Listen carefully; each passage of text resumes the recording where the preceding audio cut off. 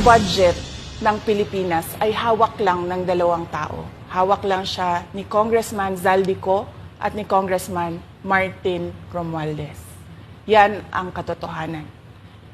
Halimbawa ko dito, medyo mahaba ito, kaya pagpasensyahan mo. Ang halimbawa ko dito, sa DepEd muna tayo.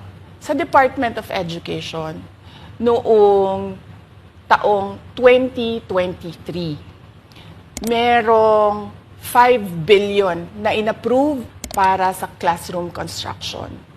Nagulat ako kasi merong mga lumapit na miyembro ng House na humihingi. Hinihingi nila yung 5 billion, parte ng 5 billion na budget. Wala kasi akong experience sa ganyan. At saka ang pagkakaintindi ko, pag in-approve na yan ng Office of the President, ibibigay na yan, pagdediretso na yon sa approval at trabaho ng Department of Education sa construction ng mga classroom. Nagulat ako, may humingi. Magkano ba ang amin dyan? Magkano ba ang amin dyan? So sinabi ko, hindi pwede ito. Kasi ang mangyayari nito, hindi magagawa ng Department of Education ang trabaho namin na mag-construct ng classroom ayon sa classroom backlog at sa prioritization base sa backlog at sa classroom construction. So sinabihan ko yung isang congressman, sabihan ninyo si Martin Romualdez na hindi pwede chap-chapin ang classroom construction na 5 billion. Kaya kung makikita ninyo sa budget proposal na approved ng Office of the President, 5 billion yon. Pero nung lumabas yung GAA o yung budget approved noong 2023, naging 15 billion siya. Dahil hindi nga ako pumayag na kunin yung 5 billion, dinagdagan nila ng 10 billion yung classroom construction ng Department of Education. Yung 10 billion na yon hindi kontrolado ng Department of Education. Controlled yon ni Congressman Zaldico at Congressman Martin Romualdez. Hindi ko na kailangan ng corroborative witness dito dahil makikita nyo yon sa papel. Makikita ng taong bayan yon sa papel. NEP, 5 billion, lumabas ang budget approved, 15 billion. So maiintindihan niyo, 'di ba? Bakit pa tayo magbo-budget hearing para sa Office of the Vice President? 2 tao lang naman ang nasusunod sa budget ng bayan natin. Halimbawa, taong 2024. Kung makikita niyo, ang approved na budget ng Office of the President para sa classroom construction ay 19 billion. Noong lumabas na ang House version ng Appropriations Bill, ay naging 24 billion ito. So, approved 19 billion, paglabas sa House, naging 24 billion. At doon sa 24 billion na yon, kung hahanapin mo sa papel, kinuha nila ang 5 billion ng repairs ng classrooms at nilagay nila doon sa 19 billion para maging 24 billion siya. So ang naiwan sa repairs, sa kawawang mga classroom, ay 1 billion. Kaya, makikita nyo, sa papel, nandyan yan. Naging 24 billion. At hindi lang yan, dahil noong 2023 ay hindi ako pumayag na hindi masunod yung DepEd na rules sa paano mag-classroom construction based on need.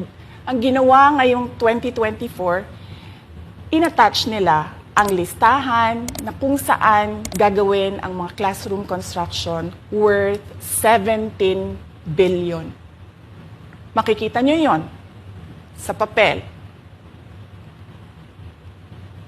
Pagdating namin sa Senate, nakita yun ng mga senador. Tinanong nila ang Department of Education, totoo ba o hindi totoo na galing sa inyo ang listahan ng 17 billion ng mga classroom construction. So sabi namin sa mga senador, hindi totoo. Hindi namin magagawa yung trabaho namin. Hindi natin masasolve ang classroom backlog kung ganito ang nangyayari. Pwede ba ninyo kaming tulungan? Yung mga senador naman, very helpful sila. Oo, tulungan namin kayo. Kaya nga kung makikita ninyo sa interpellation ng isang senador doon sa budget hearing sa Senate, tinanong niya diretso, galing ba sa DepEd ang listahan ng 17 billion? Galing ba sa DepEd ang listahan na inattach doon sa House version? Sinabi namin hindi. Hindi galing sa amin yan. On record yon. Makikita nyo sa mga videos, balikan nyo yung mga videos. Makikita nyo. Yes, my concern, Madam Chair, Mr. President, under the GAB, I observed that there was an increase in the budget for the construction of new classrooms from 19.6 billion to 24.6 billion. However, this is my concern, which you mentioned earlier, that the repairs and rehabilitation of classrooms was decreased from 6.5 billion to 1.5 billion. I also have information, Madam Chair, Mr. President, that 24.6 billion allocated under the GAB, but only 9.8 billion from the allocation is left to the discretion of DepEd.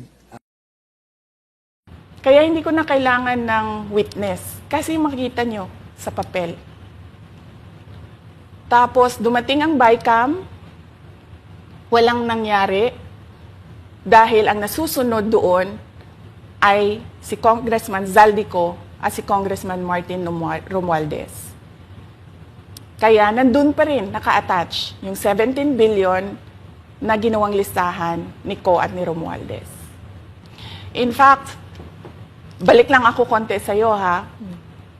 Kahit yung mga congressman, nakikita nila yung problema ng ginawa nila na pag-attach ng listahan sa budget. Kasi doon sa basic education hearing noong May 2024 ng House of Representatives, merong isang congressman nagreklamo, bakit ang tagal ng classroom construction? Bakit ang tagal? Eh sabi nung USEC ng DepEd, kasi may pabago-bago sa listahan ng DPWH dahil hindi kami ang gumawa ng listahan. Yeah, Mr. Chair, with respect to the 17 billion in Annex A of the GAA, we are not privy on how the school sites were chosen. So, be it as it may. How is it chosen? I'm not privy to that, Mr. Chair. When the GAB came out, there was a 14.7 billion Annex A. Then when the committee, the GAA came out, from 14.7 it became 17 billion. So we are not privy to how the list was generated. So dagdag ko lang yan doon sa confirmation na kinuha nila yung budget ng DepEd at isa yan sa mga rason kung bakit ako nag-resign sa Department of Education. Hindi na ako papayag na sa susunod na taon, ganyan pa rin ang gawin nila at ako yung mananagot sa ginagawa nila.